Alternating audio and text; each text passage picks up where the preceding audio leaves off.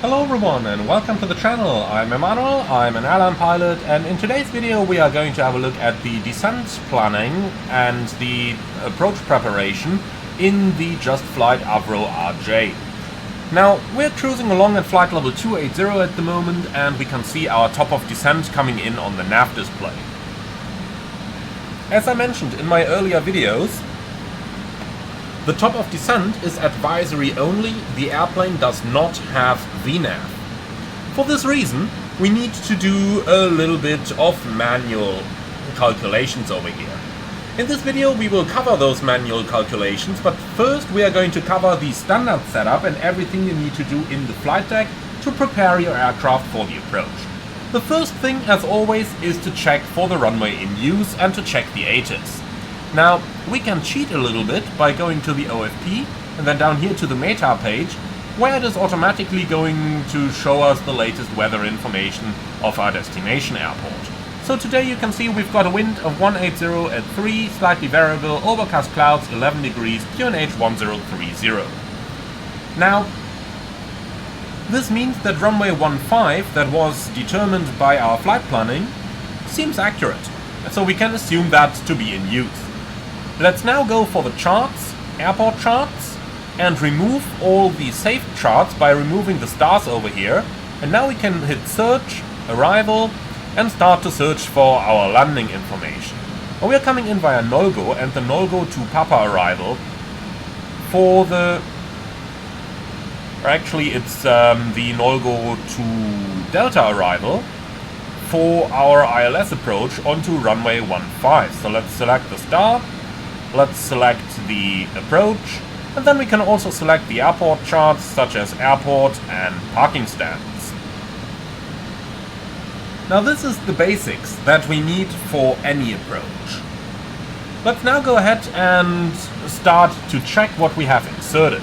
We'll start by going over the route page where we check the inserted arrival. So in here we have Nolgo to Delta for an ILS approach onto runway 15. And those match what we've also selected for our charts. Then we can go onto the legs page and we are going to verify that all the waypoints and constraints in the FMS match what we have on our chart. So we go from Nolgo between 4000 and flight level 110, which we can verify down here on that chart, on towards Delta Hotel 406 at 220 knots, 4000, all the way around the downwind. And like that, we would now go ahead and check every single one of those waypoints. Now, if you are lazy, you are just going to use the plan mode of your nav display and then use the step key at the bottom right of the legs page in order to step yourself forward to the landing runway, and you kind of verify that everything you see over here matches what you have on the chart. Which in my opinion is a lot easier than to go over every single one of those waypoints and constraints manually. Nonetheless, eventually we end up on the ILS approach, so let's go ahead and start setting that up. We start in Devot in 3000 feet, we have a 3-degree glide path, and what's really important here is our missed approach, which is straight ahead to 3 DME outbound Alstar DME, and then a left turn inbound Hamburg VOR, climbing 4000 feet. So on the FMS we can verify that by track 150 to DME3, then towards Hamburg, 4000 feet, verified, that's it. Now, I would recommend that you take the fix page and enter your destination airport over here, and then draw a ring that equals 3 times the cruising altitude. So we take 28 times 3, which is 84. And we are going to enter /84, and this now draws us a ring on our nav display that we can use to verify the accuracy of our top of descent. And you can see that the 84-mile ring is a little bit before our top of descent, but the reason for that is that we have to fly around the airport and then come back for our landing on runway 15. With that, we have verified that our top of descent actually makes sense. Alright, next up we are going to continue down here. You can use the VNAV page to pre-select your descent speed schedule. However, this is not actually necessary because we don't have VNAV. Remember, the aircraft does not have VNAV. And yes, I know there is a key over here. It does not have VNAV. That key is inoperative, as you can see. Pressing it does nothing. So next up we need to do our basic setup, which is frequencies, courses, minimums. You can see the frequencies on the top of the chart over here, 109.55, which we can dial in. So 109.55. And if for whatever reason you do not currently have charts available, you can also grab those frequencies from the init reference page, and on the approach reference page you can see the ILS frequency denoted in the bottom left.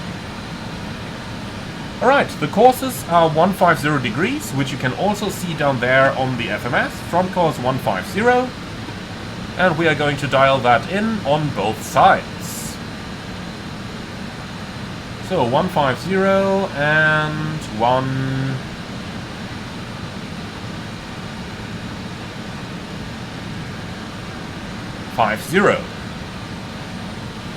Okay, our minimum is located from down here. The Avro is a category Charlie aircraft, so we take a minimum at 255 feet. Now, the minimum is a bit tricky. You've got that little altitude buck over here, which we can set to the nearest 260 roundabout. But this is not going to trigger any oral call out. The oral minimum call is based on the radio altimeter in the RJ. This means we also got to set our radio minimum, which is 202 feet, as you can see down here. The way you set the radio minimum is by turning that white knob on the instrument control panel up here, which then displays the decision height on the lower right of the PFD. And we can select 202 over here, and that's going to be the minimum where the aircraft is going to make the minimum call for us on the approach. Now that concludes our setup for the ILS. Now we can also set up for the missed approach, for which we need the Ulster DME and the Hamburg VOR. Now since we can only track a VOR, and since we're flying from the left seat, I suggest to tune Hamburg on VOR 1, so 113.1 going into here, and then Ulster DME 115.8 on the right hand side, like that, so that in case of a missed approach, we've got the Ulster DME up here on DME 2, but we can use DME 1 to track our routing inbound to Hamburg VOR. Okay, the last thing we need to determine is our approach speeds, and we are going to take those from the speed placard down here again. There are two approved landing flap settings for the Avro RJ. Those are flaps 33 and flaps 24. Now both of them can be used, and it is up to the pilot to decide which flap setting you want to use. Personally, I'm always a fan of using as little as flaps as possible to land safely, so flaps 24 would be my default choice for an approach like this. If we wanted to use flap 24, we have to select it on the GPWS landing flap selector, and then we have to take the speeds for VREV 24 down here out of the speed placard. Flaps 24 has two advantages. Number one, it burns less fuel. Number two, the airplane flies about 13 knots faster than it does with flaps 33. Which, if you look at the speed placard down here, for flaps 33 you have 123 knots VREV. For flaps 24 you have 136. In other words, if you use flaps 24 you will fit into the other traffic around you pretty well. If you use flaps 33, you will act as an airway brake again by flying slower than any of the other airliners before and behind you can fly. Especially those behind you will eventually become a problem.